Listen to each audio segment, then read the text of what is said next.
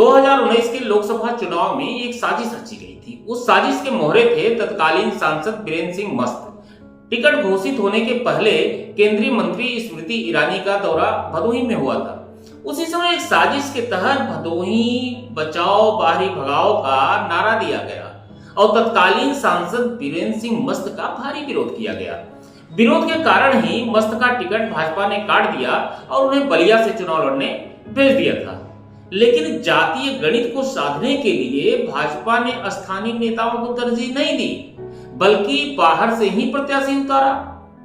इससे उन लोगों के मंसूबे पर पानी फिर गया जो बाहरी भगाओ का नारा देकर टिकट पाने की मंशा पाले हुए थे।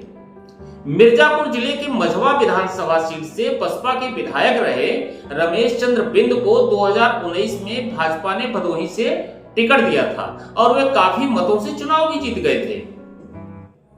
अब 2024 में सपा मुखिया अखिलेश यादव ने पीडीए का नारा देकर भदोही लोकसभा में ब्राह्मण कार्ड के साथ बिंद कार्ड भी खेला है। पीडीए का मतलब तो समझते ही होंगे आप, पिछड़ा, दलित और अल्पसंख्यक यानी मुसलमान।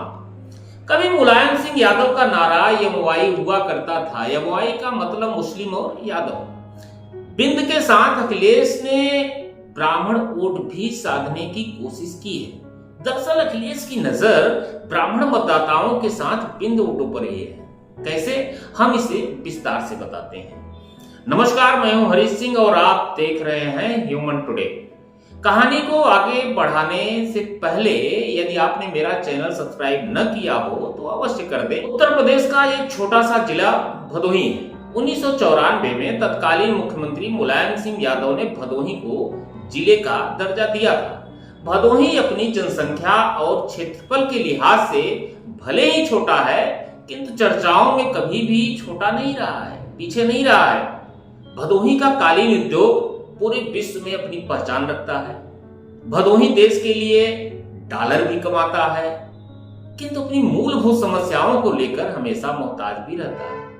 भदोही वह जिला है जिसकी मिट्टी में जन्मे यशस्वी जायसवाल क्रिकेट में और रिंकू सिंह WWE में तहलका मचा रहे हैं। फिल्म उद्योग हो या व्यापार, सभी में भदोही आगे है, किंतु राजनीतिक शून्यता का शिकार भी भदोही ही हो रहा है।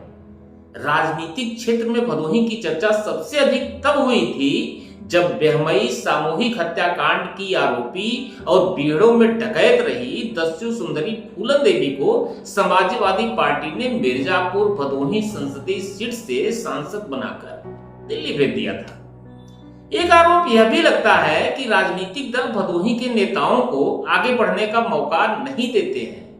कारण कुछ भी हो, चाहे किसी पार्टी का नेता हो, वह गांव-गांव, गली-गली घूमकर पार्टी के लिए प्रचार करता है, लेकिन चुनाव के समय किसी बाहरी व्यक्ति को लाकर उसके ऊपर थोप दिया जाता है और स्थानीय नेताओं को यह आभास करा दिया जाता है कि उनकी औकात सिर्फ झोला ढोलने के काबिल रह गई है। वे नेता भले ही पार्टी की सीमाओं में बंधकर प्रत्याशी के साथ नारा लगाते हैं, घूम घूम कर वोट मांगते हैं, किंतु जब भी आप द रिकॉर्ड उनसे बात कीजिए तो लगता है उनका मनोबल टूट गया है। उनके दिल से एक आस ही निकलती दिखाई देती है, जैसे उनकी उपेक्षा हो रही है।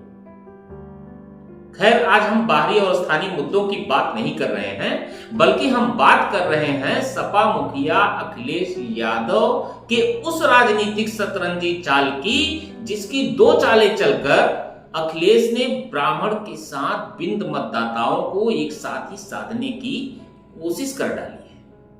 भदोही लोकसभा में लगभग 3 लाख बिंद मतदाता हैं। इन मतदाताओं पर सभी पार्टियों की नजर रहती है। यह मतदाता कभी समाजवादी पार्टी का कोर वोटर माना जाता रहा, जिसका प्रमाण ऐसे भी देखा जा सकता है कि बिंद मतदाताओं की वजह से ही कभी दस्यु सुंदरी फूलन देवी तो कभी रामरती बिंद ने समाजवादी पार्टी के टिकट पर भदोही से दिल्ली तक का सफर तय किया था। लेकिन भारतीय जनता पार्टी ने 2019 में दांव खेल दिया। रमेश चंद्र बिंद को टिकट देकर बिंद मतदाताओं को अपनी ओर खींच लिया और बिंद बिरादरी ने भी सपा को ठेंगा दिखाकर भगवा धारण कर लिया। 2024 के लोकसभा चुनाव में ब्राह्मण और बिंद वोटरों को साधने के लिए भदोही लोकसभा में सपा मुखिया अखिलेश यादव ने अपनी राजनीति की सतरंजी चाल चल दी है।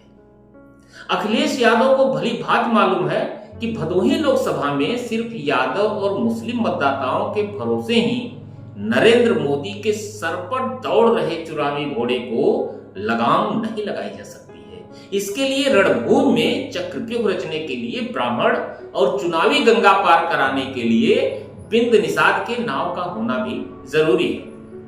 इसीलिए उन्होंने इंडिया गठबंधन से पूर्वांचल में ब्राह्मणों के बड़े चेहरे रहे यूपी के पूर्व सीएम एवं रेल मंत्री पंडित कमलापत त्रिपाठी की चौथी पीढ़ी के ललितेश पति त्रिपाठी को चुनाव मैदान में उतारा है, ताकि वे भदोही लोकसभा के लगभग 3.5 लाख से अधिक जो यहाँ पे ब्राह्मण मतदाता हैं उनमें सेंध लगा सके अपने परिवार की स्थिति को देखते हैं। वही वर्तमान सांसद रमेश चंद्र बिंद की नाव में सवार हुए लगभग 3 लाख जो बिंद मतदाता हैं उनको भी साइकिल की सवारी करा दें। इसी चाल के तहत भदोही निवासी राजेंद्र यश बिंद को मिर्जापुर से टिकट देकर यह संदेश भी दिया है कि समाजवादी पार्टी बिंद बिरादरी को भी तवज्जो देती है, वह उन्हीं के साथ है। वहीं कुछ लोग यह भी बोल रहे हैं कि भदोही के बिंद मतदाताओं को लुभाने के लिए ही अखिलेश यादव ने राजेंद्र यश बिंद को केंद्रीय मंत्री अनुप्रिया पटेल के सामने उतारकर बलि का बकरा बना दिया है। राजेंद्र बिंद कुछ खास असर भदोही के बिंद मतदाताओं पर तभी डाल पाएंगे जब भाजपा भी रमेश चंद्र बिंद के अलावा किसी दूसरी बिरादरी के प्रत्याशी को चुनाव मैदान में उतार दे। यदि भाजपा रमेश चंद्र बिंद को या किसी दूसरे बिंद को मौका देती है तो राजेश यश बिंद का कोई खास असर भदोही के बिंद मतदाताओं पर पड़ता दिखाई नहीं दे रहा है, क्योंकि राजेंद्र बिंद जमीनी नेता नहीं बल्कि एक व्यवसायी है। उन्होंने जमीन पे कुछ खास काम नहीं किया है। वैसे लोगों का यह भी कहना है कि ललितेश त्रिपाठी या टीएमसी के टिकट पर चुनाव न लड़कर सीधे समाजवादी पार्टी से साइकिल पर सवार होकर भदोही आते तो शायद कुछ असरदार हो सकते थे, क्योंकि पंडित कमलापत त्रिपाठी का परिवार पूर्वांचल में बड़ा ब्राह्मण चेहरा रहा है। लेकिन टीएमसी से आना सपा के वोटरों को भी कुछ खास रास नहीं आ रहा है। दूसरी तरफ आम मतदाताओं को भी टीएमसी का चुनाव चिन्ह याद कराना काफी मुश्किल होगा। खैर, अभी तो सिर्फ चुनावी जो युद्ध है उसकी रणभेरी ही बची है। अभी तक दूसरी पार्टियों के सेनापतियों का चयन ही नहीं हो पाया है। युद्ध भूमि में अभी एक ही सेना दहाड़ रही है। जब तक भाजपा और बसपा अपने अपने सेनापतियों को मैदान में उतार नहीं देते तब तक सिर्फ कयास के बाजार ही गर्म रहेंगे। आज के लिए बस इतना ही। आप देखते रहिए ह्यूमन टुडे। यदि अभी तक आपने हमारे चैनल को सब्सक्राइब नहीं किया है तो सब्सक्राइब करके बेल आइकन दबा दें ताकि हर खबरें आप तक पहुंचती रहें। अपना ध्यान रखें, स्वस्थ रहें, मस्त रहें और मतदान अवश्य करें। धन्यवाद, नमस्कार।